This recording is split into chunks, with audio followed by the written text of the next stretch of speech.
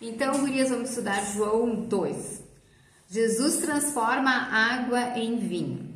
João 2:1. No terceiro dia, houve um casamento em Caná, da Galileia. A mãe de Jesus estava ali.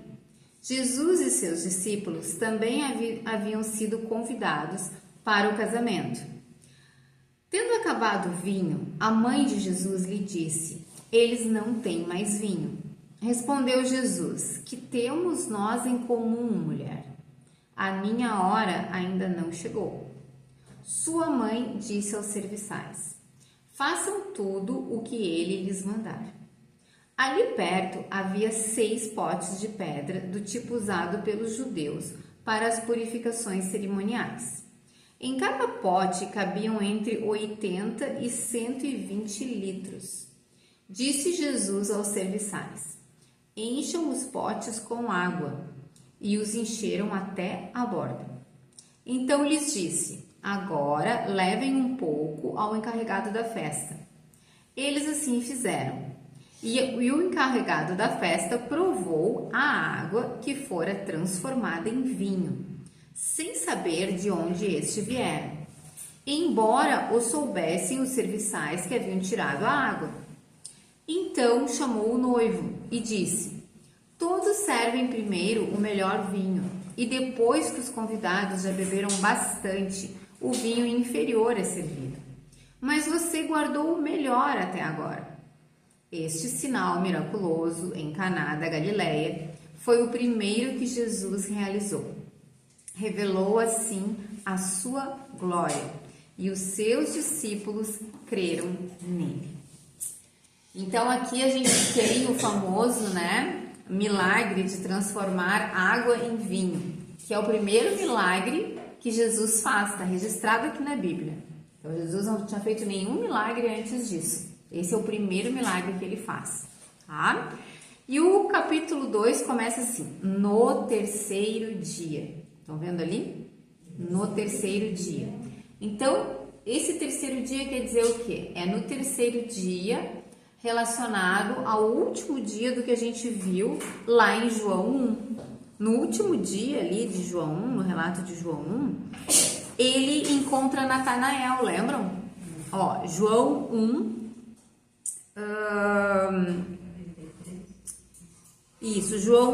João 1, 44. Filipe, como André e Pedro, era da cidade de Betsaida. Filipe encontrou Natanael e lhe disse: "Achamos aquele sobre quem Moisés escreveu."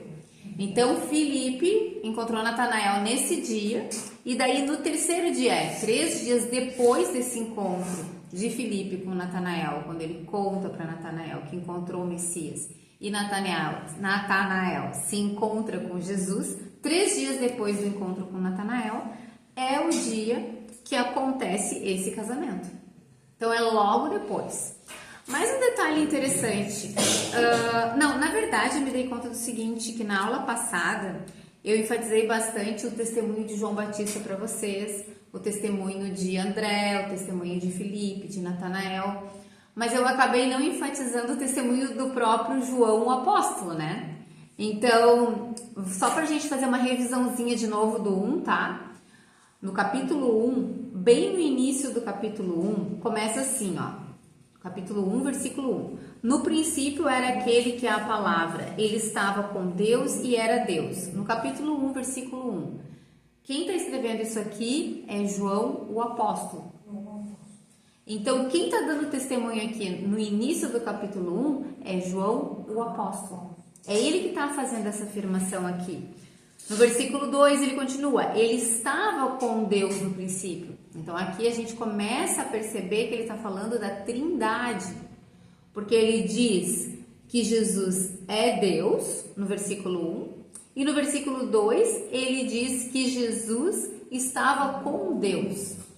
Então Jesus é Deus Filho e ele estava com Deus Pai. Então ele começa a falar sobre a Trindade, ele está dando testemunho desde o início da divindade de Jesus. Então quem começa primeiro dando testemunho é o próprio apóstolo João. Depois ele fala de João Batista, ali ó, no versículo 6. capítulo 1, versículo 6. Surgiu um homem, agora sim, agora esse é homem, um ser criado, tá? Esse homem aqui, enviado por Deus, chamado João. Esse João aqui é o João Batista. E daí ele começa a falar de João Batista, e daí ele dá todo o testemunho que João Batista deu a respeito de Jesus, tá?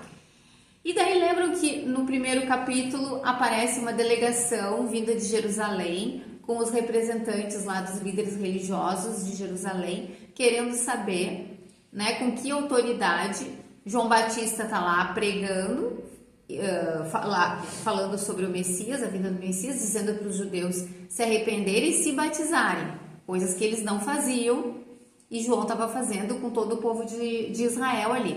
Então vai essa delegação lá.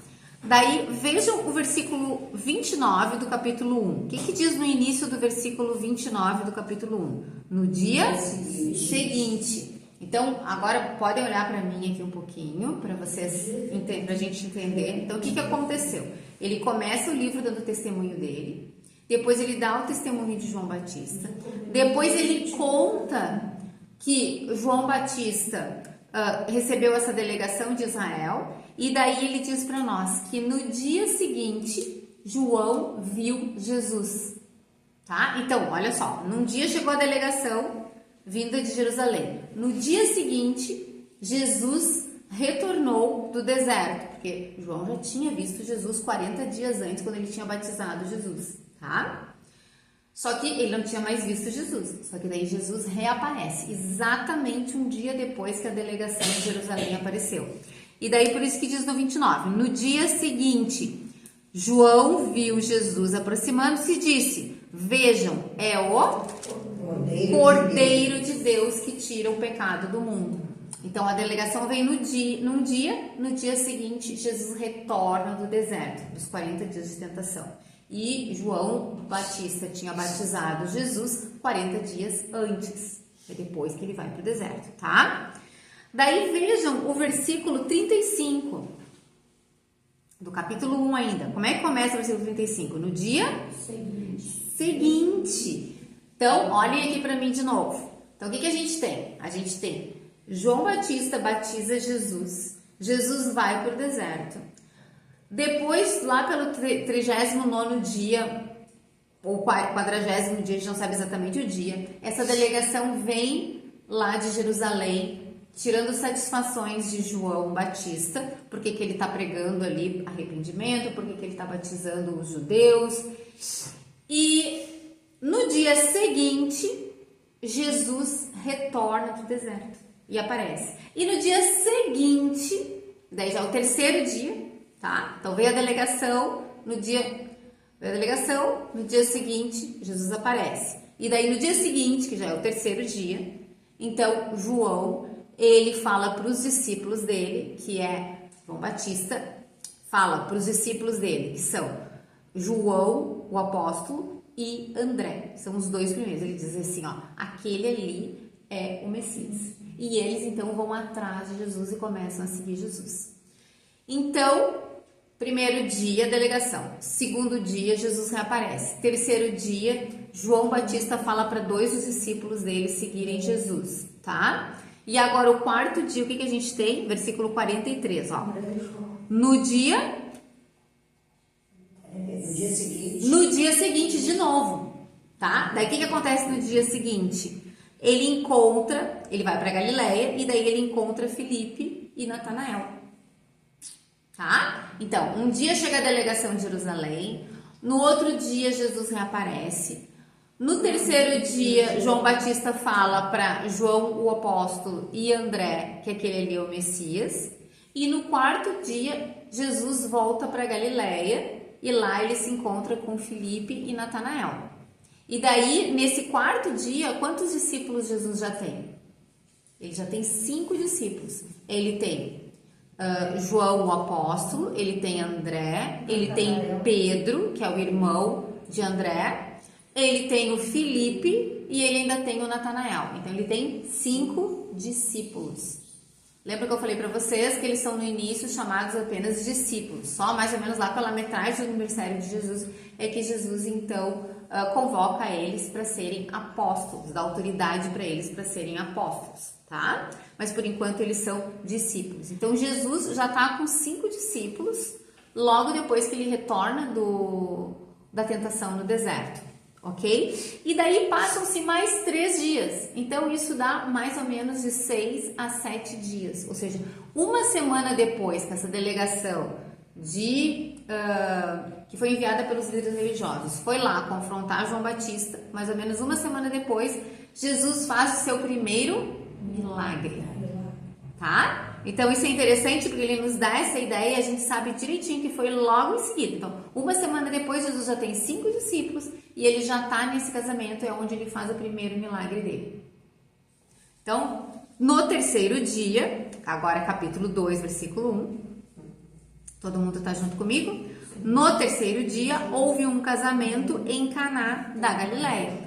Caná era uma cidade pequenininha, assim como Nazaré, e ela era perto de Nazaré, só que ela era ainda menor do que Nazaré, tá? Mas ela era próxima.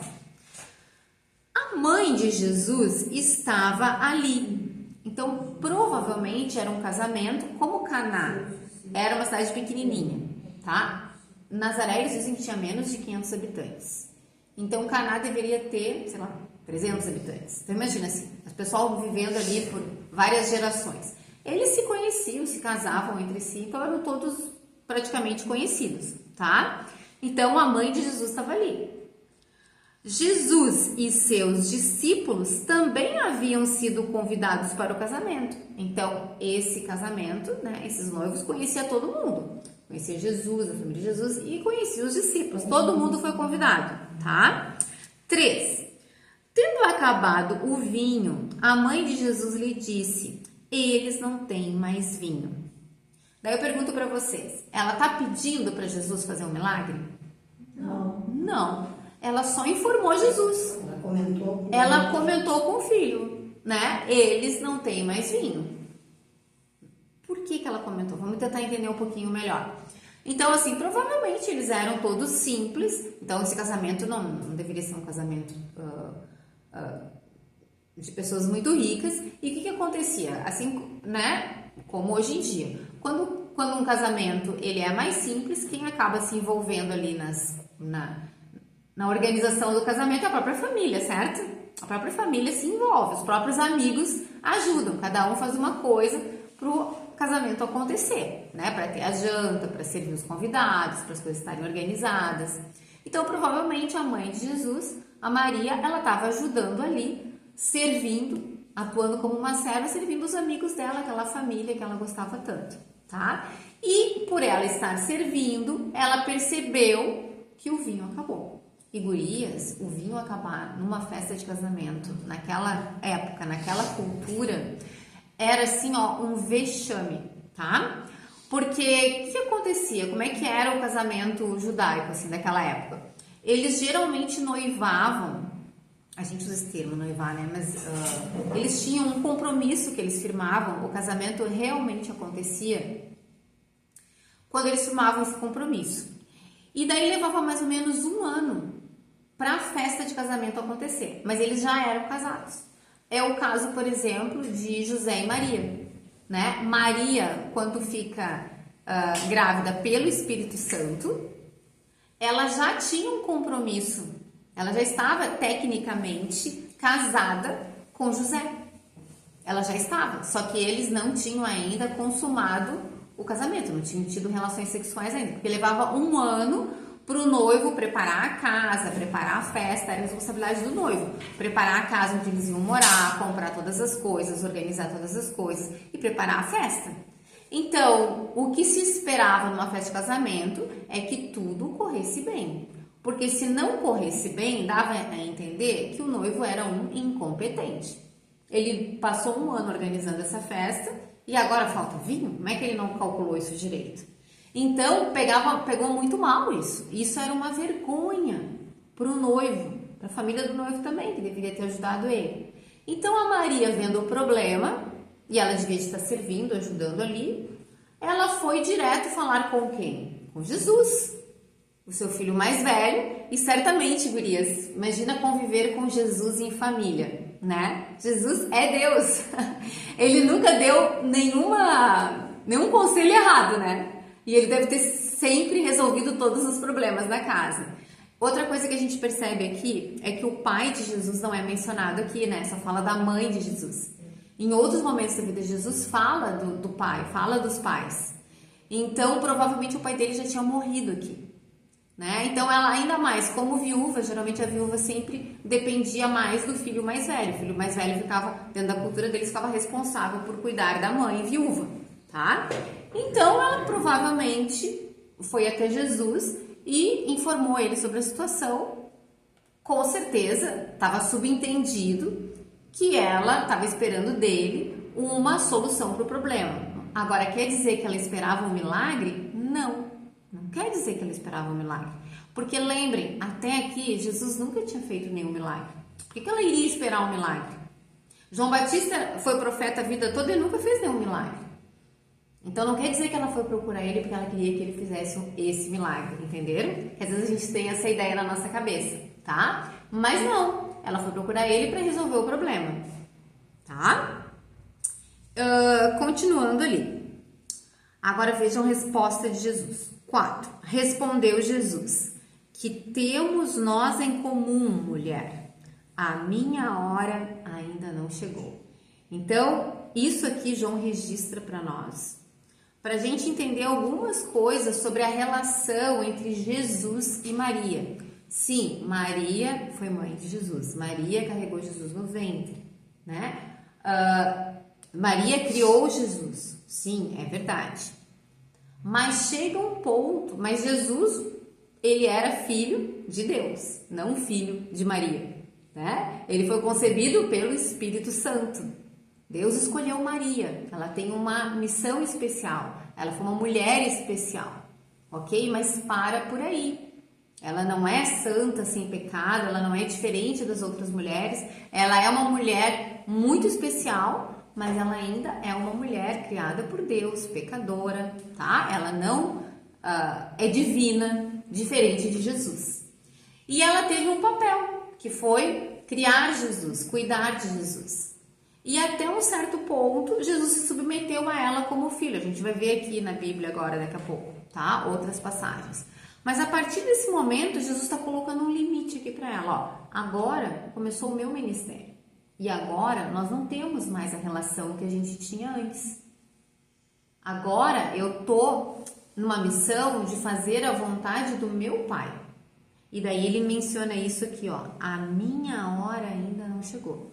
E a gente vai ver que durante todo o livro de João, várias vezes Jesus fala a minha hora, a minha hora, a minha hora. Do que ele está se referindo? Ele está se referindo da cruz. A minha hora, quando Jesus fala a minha hora, ele está se referindo da cruz. Jesus diz para nós, mais adiante em João, que ele veio para morrer. Ele veio para ser o sacrifício pelo pecado. Essa é a hora dele. Então, a partir daqui começa o ministério de Jesus. O ministério de Jesus, de certa forma, já começou ali quando ele se batizou, quando ele foi para o deserto, ele passou pela tentação, agora ele já está coletando os discípulos dele, ele começa fazendo o primeiro milagre. O ministério dele já começou. E agora ele está numa missão de fazer a vontade do Pai dele. Então, ele está se separando dela e dizendo, ó, a relação que a gente tinha terminou. Ela não existe mais. Tá? Agora tu é uma mulher como todas as outras mulheres. Então, o teu papel dentro da história da redenção acabou aqui. Então, por isso que ele faz ele fala claramente isso para Maria. E daí, quando ele fala minha hora não chegou, ele está dizendo, eu estou agora na função dos negócios do meu pai, tá? Então, vamos entender um pouquinho melhor, entender melhor a relação de Jesus com Maria, com os pais dele, com a família dele, com os irmãos dele. Eu quero que vocês abram em Lucas 2:41. 41. Lucas. Todo mundo achou? Tá, eu vou começar a ler ali então. 2:41. Todos os anos, seus pais iam a Jerusalém para a festa da Páscoa. Aqui está falando dos pais de Jesus, tá? Que todos os anos eles iam para Jerusalém. Todos os judeus tinham que ir para Jerusalém na festa da Páscoa todos os anos, tá? 42. Quando ele completou 12 anos de idade, eles subiram à festa, conforme o costume. Terminada a festa, voltando seus pais para casa, o menino Jesus ficou em Jerusalém, sem que eles percebessem. Pensando que ele estava entre os companheiros de viagem, caminharam o dia todo. Então começaram a procurá-lo entre seus parentes e conhecidos. Não o encontrando, voltaram a Jerusalém para procurá-lo. Depois de 3 dias, o encontraram no templo, sentado entre os mestres, ouvindo-os e fazendo-lhes perguntas. Todos os que o ouviam ficavam maravilhados com o seu entendimento e com as suas respostas. Quando seus pais o viram, ficaram perplexos. Sua mãe lhe disse: Filho, por que você nos fez isto? Seu pai e eu estávamos aflitos à sua procura.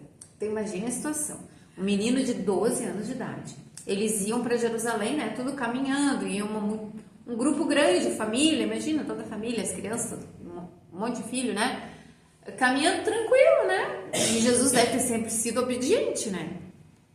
Não estavam nem preocupados. De repente eles se dão conta que Jesus não está mais lá no meio deles. Ficam apavorados, voltam para Jerusalém. E daí, quando eles chegam em Jerusalém, leva 3 dias, imagina procurando um filho 3 dias. E daí finalmente encontram Jesus e ficam apavorados, que ele está no templo, ouvindo e fazendo perguntas para os mestres, para os judeus, pequeno. E eles estão todos encantados com o menino, conversando com eles. E daí, a mãe, o que ela diz, né? E vocês percebem que aqui fala os pais de Jesus. Então aqui José aparece. Por isso que a gente acredita, os teólogos acreditam que José, ele morreu em alguma parte aí da vida de Jesus, mas aqui ele não tinha morrido ainda, porque depois ele não aparece mais, tá? Mas aqui são os pais, os dois são juntos. Então, a mãe diz, né, no versículo 48, Filho, por que você nos fez isto? Seu pai e eu estávamos aflitos à sua procura. Olha o 49. Ele perguntou, ele aqui é Jesus, tá? Olha a resposta que Jesus deu. Por que vocês estavam me procurando? Não sabiam que eu devia estar na casa de meu pai? Olha só, com 12 anos, Jesus já começou a estabelecer limites com os pais dele, mostrando que o pai dele é Deus Pai, porque ele sabe muito bem quem é o pai dele, né? Porque Maria recebeu a visita do anjo, ela sabia que ela ficou grávida de uma forma miraculosa, ela sabia que ele seria o Salvador, o Messias. Então ele relembra, impõe um limite e deixa bem claro para Maria e para José a posição deles. Eles são servos de Deus dentro de uma missão muito maior que Deus tem. Mas o verdadeiro pai dele é Deus Pai. Tá? Ele continua ali, 50. Mas eles não compreenderam o que lhes dizia. Então Jesus falou isso para os pais dele. Que o José recebeu a visita do anjo, a Maria recebeu a visita do anjo. Né? A Maria sabia que tinha a concepção era miraculosa, tudo isso, mesmo Jesus dizendo essas coisas, eles não compreenderam o que Jesus disse, não caiu a ficha. Daí olha o 51. Então foi com eles para Nazaré e era-lhes obediente. Olha que interessante. Então Jesus deu, com 12 anos de idade, ele já começou a dar um limite, já começou a deixar claro para os pais dele que eles, na verdade, não eram pais dele, tá? Eram pais adotivos, ok? Mas eles não entenderam. Jesus ainda era pequeno, ainda tinha 12 anos. Então, ele se submeteu a eles. Ele continuou se submetendo a eles como filho durante um bom tempo. Mas agora acabou essa submissão. Agora Jesus é totalmente independente. Ele não vai fazer mais o que a mãe dele diz para ele fazer ou o que o pai José, né? Mãe Maria, pai José, mãe adotiva, pai adotivo, certo? Ele não vai fazer o que eles mandam ele fazer. Por quê? Porque ele é Deus, ele é independente. Enquanto ele era pequeno, ele até se submeteu a eles, como um exemplo, como cumprindo toda a lei de Deus, que a Bíblia diz claramente que os filhos devem ser obedientes aos pais. E ele foi, enquanto era pequeno, tá? Mas a partir dali, começa a mudar totalmente essa relação entre mãe e filho, tá? Vamos ver um outro versículo. Vamos ver aqui uma outra... Olha, deixa eu pegar aqui. Mateus. Deixa eu achar aqui. Mateus 12, 46. Agora vamos para Mateus 12, 46.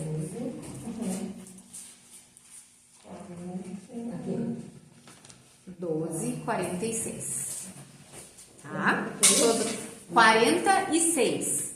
Mateus 12, 46. Vou ler.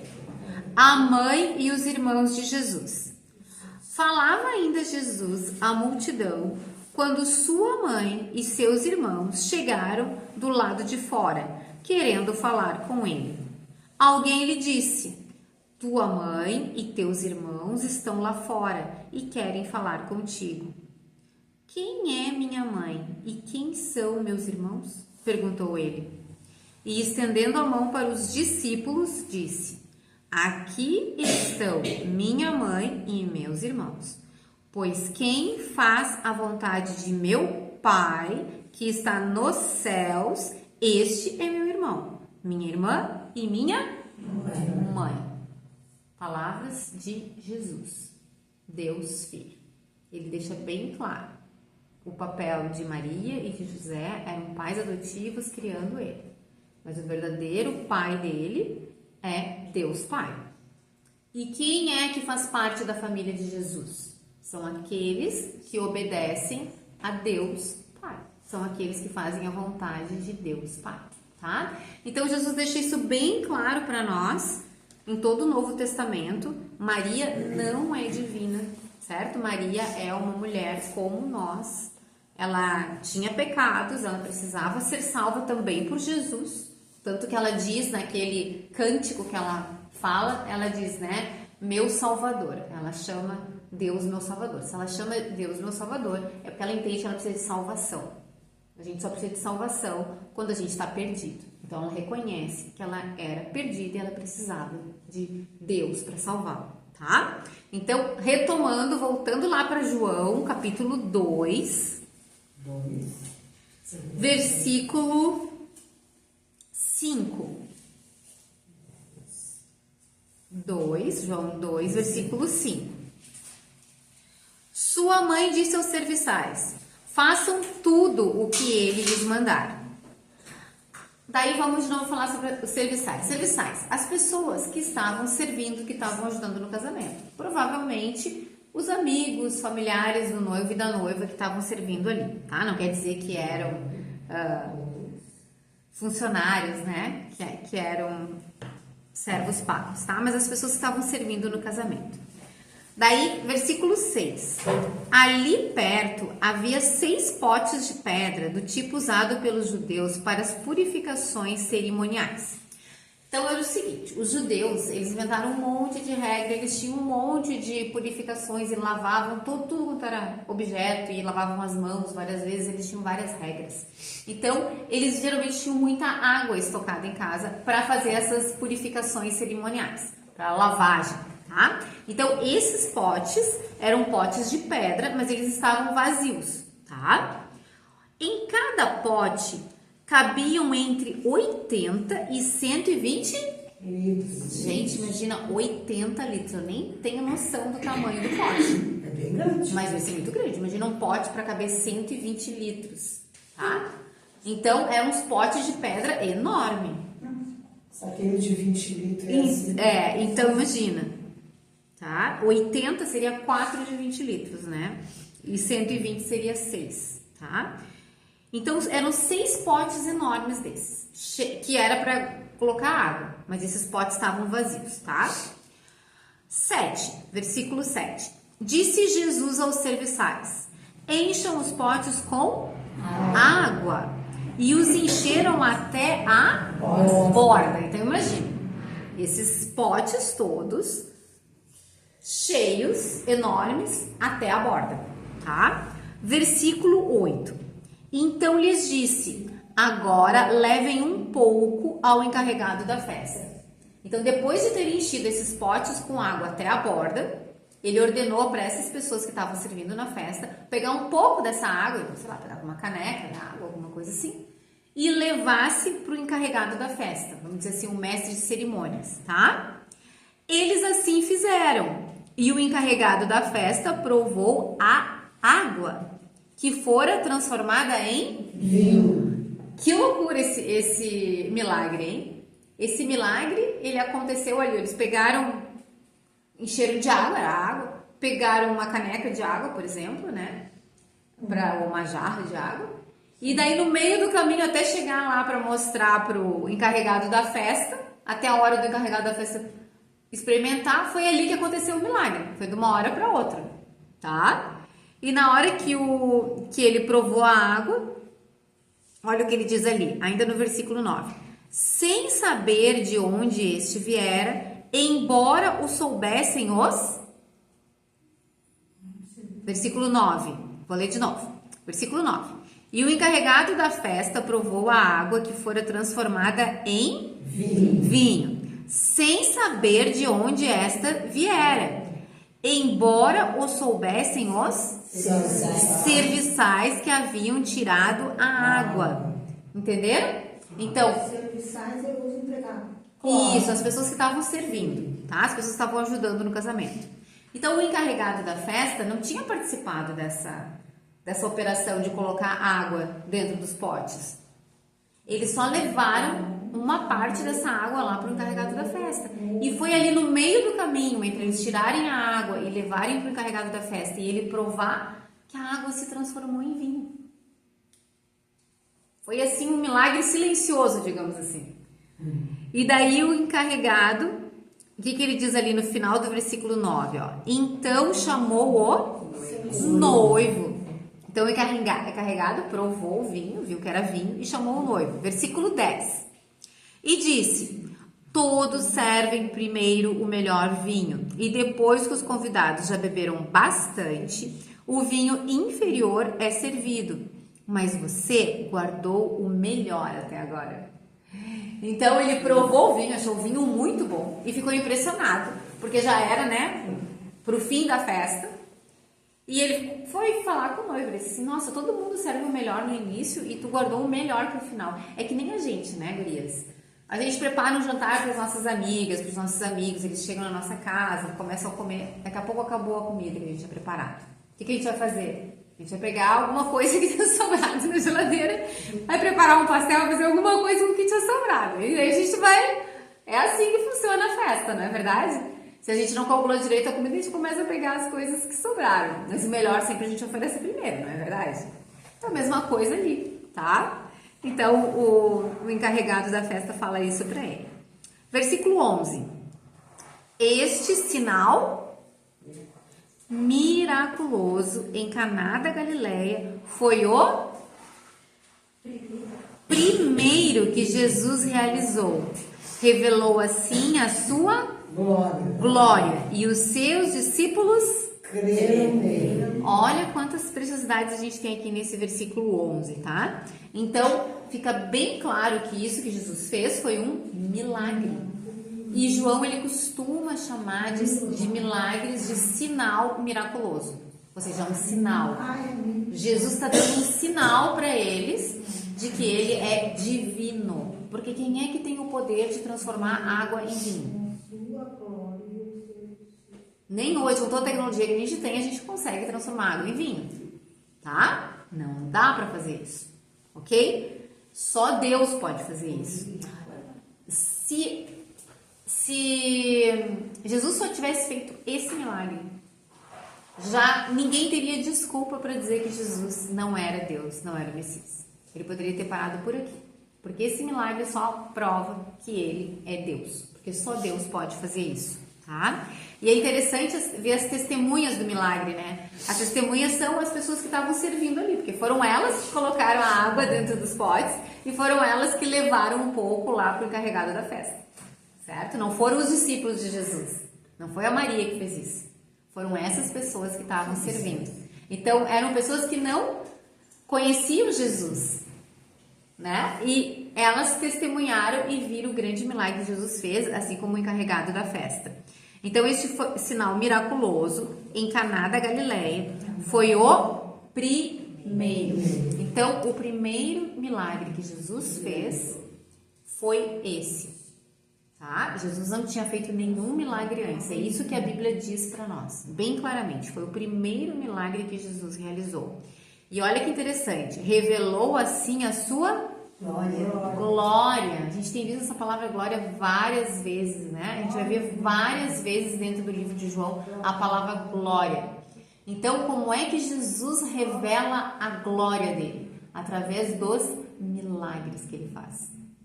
E através das palavras também que ele diz, tá? Mas aqui foi um milagre que ele não tinha feito nenhum sermão. E ele revelou a glória dele, o poder dele, a divindade dele, realizando esse milagre. E os seus discípulos creram nele. Então, aqueles 5 que já estavam seguindo, que já estavam crendo nele, mas a fé deles foi fortalecida com esse milagre. E eles vão ver ainda muitos e muitos outros milagres, ok? Então, encerramos essa primeira parte aqui do capítulo 2. Daí, na semana que vem, a gente continua com João 2:12.